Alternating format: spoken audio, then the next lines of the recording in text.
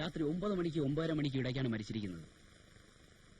നെറ്റിയിൽ വലതുഭാഗത്ത് മുകളിലായൊരു മുറിവുണ്ട്. അത്ര ആഴമുള്ളല്ല അത്.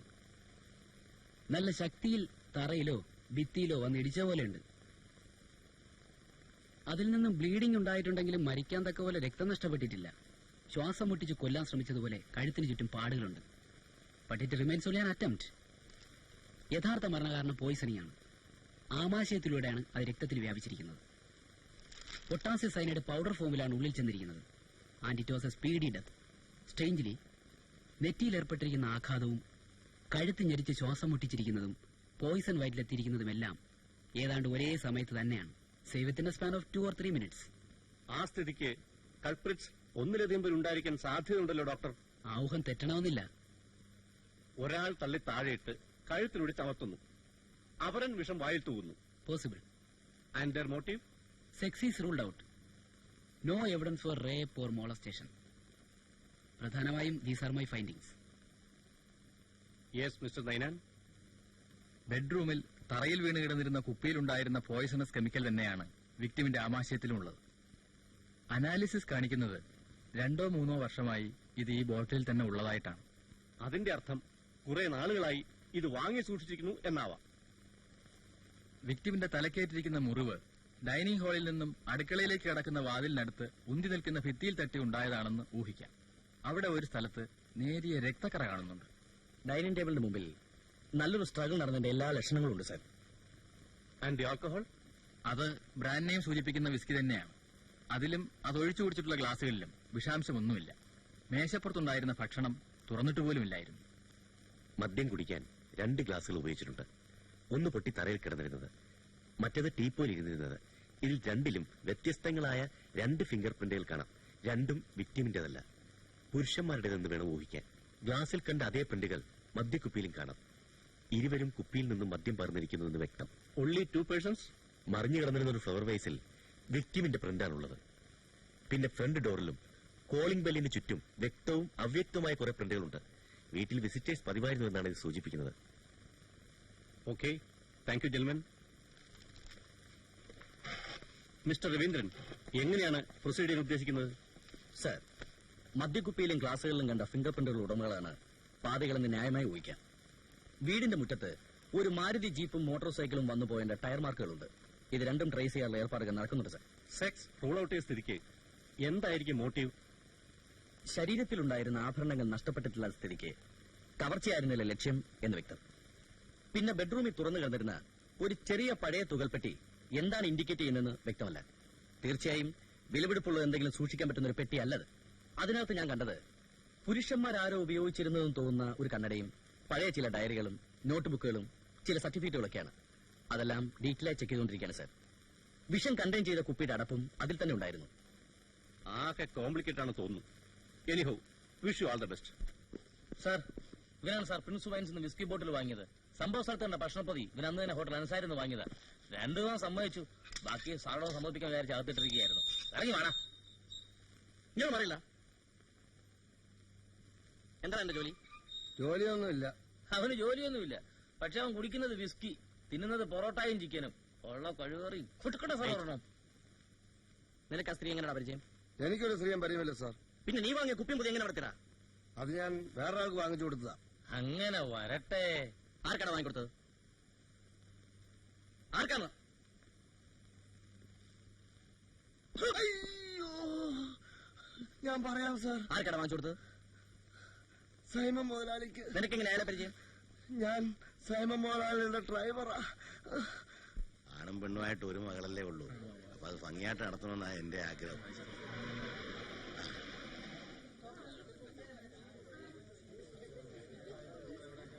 ഞങ്ങൾ താമസില്ലല്ലോ. ഏയ്, ഇറങ്ങി വന്നാട്ടെ. ഡോക്ടർ ഇന്നലെ വരുമെന്ന് ഫോണിൽ പറഞ്ഞിട്ട് ഇന്നലെ തിരിക്കാൻ തുടങ്ങിയപ്പോ ബ്രദർ വൈഫും കൂടെ പെട്ടെന്ന് കയറി വന്നു. ജോണി, ആ, അവൻ അമേരിക്കയിലോട്ട് പോകുന്നോ? മറ്റന്നാ പോവും. യാത്ര ചോദിക്കാൻ വന്നതാ. അപ്പൊ പിന്നെ ഞങ്ങൾ ഇങ്ങോട്ട് പുറപ്പെട്ടാ ശരിയാകൂ? അത് നേരാ.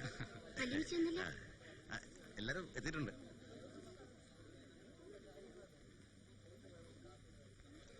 എല്ലാം പെട്ടെന്നായിരുന്നു. ആരാ വന്നിരിക്കുന്നു? നിങ്ങൾ നേരത്തെ വരാന്ന് പറഞ്ഞിട്ട് എന്റെ അമ്മാമി വരാനിറങ്ങിയപ്പോ സാലിയും ജോണിയും കൂടെ വന്നു. ലിസി അവിടെ അകത്തുണ്ട്. 11:30 വരുന്നത്. ലിസിമോളെ, ഇത് ആരാ വന്നിരിക്കുന്നുണ്ടോ? Good morning anti. നിന്റെ ആഗ്രഹം പോലെ തന്നെ വന്നല്ലോ. എംപിക്കാരനെ തന്നെ കിട്ടിയല്ലോ. വേഗം റെഡിയാകും മോളെ, അവര് പിഴിഞ്ഞെത്തും.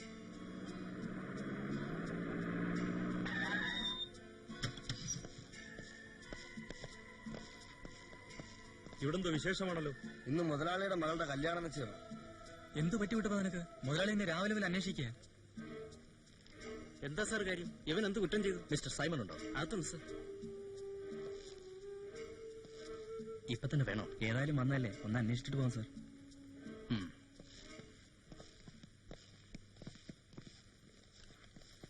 എന്താ കൂട്ടപ്പാ? മിസ്റ്റർ അബ്ബാസ്, ഇവൻ എന്ത് ചെയ്തു? എന്തിനാ ഇവനെ ഇങ്ങോട്ട് കൂട്ടിക്കൊണ്ടു? ഒന്ന് ഫോൺ ചെയ്താൽ പോരായിരുന്നോ? ഇത് സർക്കിൾ ഇൻസ്പെക്ടർ മിസ്റ്റർ രവീന്ദ്രൻ. ഇതുവരെ കാണാൻ പറ്റിയിട്ടില്ല. വന്ന കാര്യം പറയൂ. എനിക്ക് പ്രൈവറ്റായി അല്പം സംസാരിക്കണം. ഇപ്പൊ സാധിക്കില്ല. എന്റെ മകളുടെ വിവാഹ നിശ്ചയം നടക്കുന്ന ദിവസം ഇന്ന്. ഞങ്ങൾ വെയിറ്റ് ചെയ്യാം. വേണ്ട, നിങ്ങൾ ഉടനടി സ്ഥലം വിടണം. ഇപ്പൊ നിങ്ങൾ ഇവിടെ എന്റെ വീടിന്റെ മുമ്പിൽ ഇങ്ങനെ നിൽക്കുന്നില്ല, എനിക്ക് അല്പം അസൗകര്യമുണ്ട്. മിസ്റ്റർ സൈമൺ, നിങ്ങളുടെ സൗകര്യം നോക്കിയല്ല പോലീസ് ഡിപ്പാർട്ട്മെന്റ് പ്രവർത്തിക്കുന്നത്. താൻ അധികം ആളാകാടോ. തന്റെ അങ്ങേയറ്റത്തുള്ള പോലീസിനെ ഞാൻ അറിയും. തൽക്കാലം സ്ഥലം കാലിയാക്ക്. ഞാൻ സൗകര്യം പോലെ വന്ന് കണ്ടോളാം. ഞാൻ നിങ്ങളോട് സംസാരിച്ചിട്ട് ഇവിടുന്ന് പോകും. ഇൻസ്പെക്ടർ സാറേ, നിങ്ങൾക്ക് എന്താ വേണ്ടത്? ഈ ഡ്രൈവർ എന്ത് കുറ്റം ചെയ്തെന്നാ പറയുന്നേ? കുറ്റം ഡ്രൈവർ അല്ല ചെയ്തത്. പിന്നെ ഞാനാണോ? അതെ. എന്ത് കുറ്റം? അത് ഞാൻ ഈ നിൽക്കുന്ന എല്ലാവരുടെ മുമ്പ് വെച്ച് പറയണോ? അറിയാമല്ലോ. ഞാൻ നിങ്ങളോട് സംസാരിക്കാം. വരൂ, അകത്ത് വരൂ. ധൃതിയില്ല, ഞങ്ങൾ കാത്തു വെക്കാം. ഇപ്പൊ തന്നെ സംസാരിക്കാം. വരൂ. പ്രഭാകരൻ പിള്ളേ, സർ. ഇവനെ നോക്കിയോ? സർ, ഇവിടെ വേണം. എന്താ സാറുണ്ടാ? ഞങ്ങളോടി അറിയട്ടെ. അറിഞ്ഞാ ഞെട്ടും. അങ്ങനത്തേക്ക് എന്നെ മനസ്സിലായില്ലേ? ലൂക്കോസ്, ഇതല്ല ലൂക്കോസ്. എന്താ അങ്ങനത്തെ കുഴപ്പം? കുമുദം കേസിൽ പ്രതിയാടോ സൈമൺ മുതലാളി? നേരോ? എന്റെ ദൈവമേ.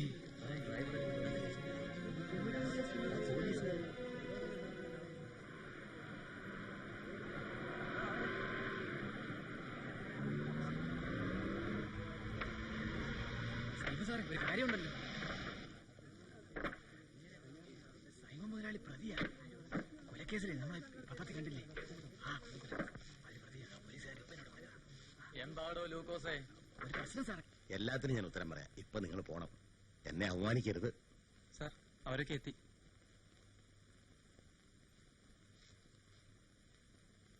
സൈമൺ മുതലാളി വരുന്നുണ്ട് കേട്ടോ.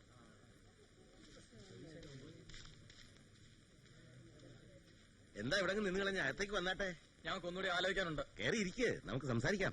ഇന്നിനി ഉറപ്പ് നടക്കത്തില്ല മുതലാളി. ഇവിടുന്നുള്ള ബന്ധം ഞങ്ങൾക്ക് വേണ്ട. പണം മാത്രമല്ലല്ലോ. വരും, പോവാം.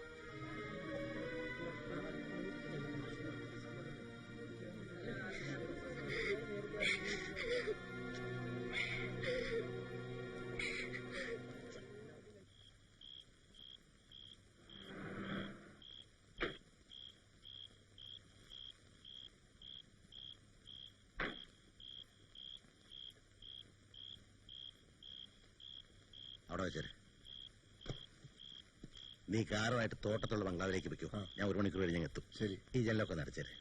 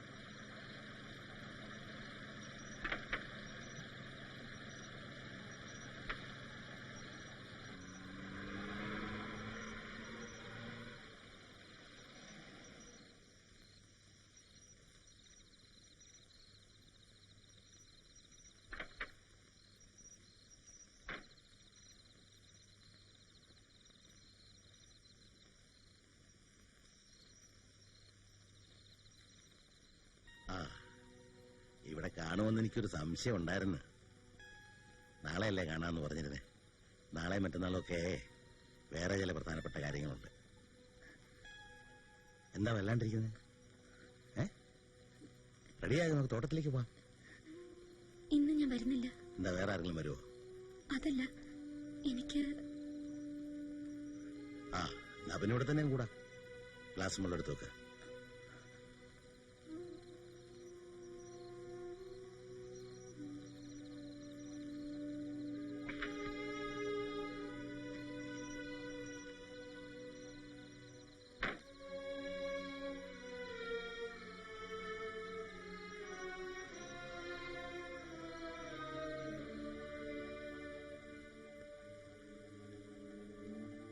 എന്ത് പറ്റി ഗുണത്തിന് നിന്ന് പറഞ്ഞു കേട്ടില്ലേ?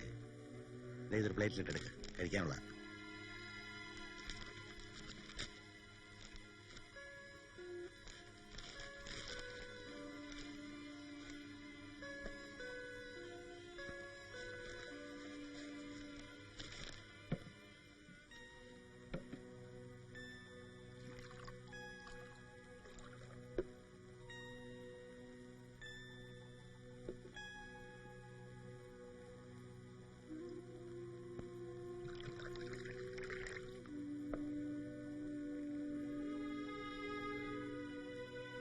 സ്വല്പം ഒഴിക്കട്ടെ.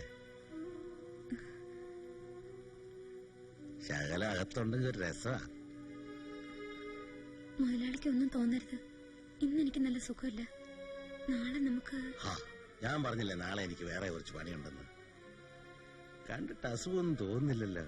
കുറച്ചേരം ഇരുന്നിട്ട് ഞാനങ്ങ് പോയിക്കോളാം. വാ. ഇന്ന് വേണ്ട, ദയവ് ചെയ്ത് മുതലാളിക്ക് പോണം. അങ്ങനെ പറഞ്ഞ എങ്ങനാ? നീ വാ. ഇന്ന് നടക്കില്ലെന്ന് ഞാൻ പറഞ്ഞല്ലോ. നിനക്ക് എന്ത് പറ്റി? ഞാൻ തരുന്നൊന്നും പോരെ? കൂടുതൽ വേണമെങ്കിൽ ചോദിച്ചോ, തരാം. ഇറങ്ങി പോകുന്ന നല്ലത്. ആരോടാ സംസാരിക്കുന്ന അറിയാവോ? അറിയാം, അതുകൊണ്ട് തന്നെ പറയുന്നത്. നാളെ ഞാനിത് നാട്ടുകാരുടെ ഇടയിൽ പാട്ടാക്കും. ഭീഷണിയാണോ? അങ്ങനെ എന്നെ കരുതിക്കോ. ആഹാ.